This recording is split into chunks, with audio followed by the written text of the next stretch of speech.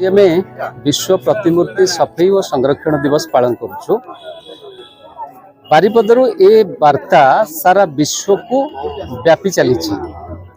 सारा विश्व रे जोठी भी बरपुत्र मानकर महापुरुष मानकर शहीद मानकर प्रतिमूर्ति अच्छी से प्रतिमूर्ति स्थल गुड़ी को सफाई करा जाउछि एवं ताको बढ़िया किना परिष्कार करके धोई धाई की पुछि की बढ़िया किना तांको आमे श्रद्धा सुमन अर्पण करूछु एवं पुष्पमाल्य दउछु।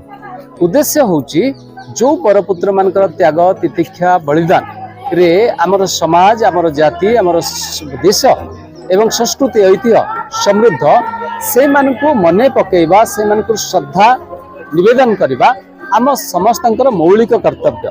से कर्तव्य को भूली गले आमर उत्तर पीढ़ी आमको क्षमा करिवेनी बा आमर उत्तर पीढ़ी नुआ किछि शिखि पारिबेनी।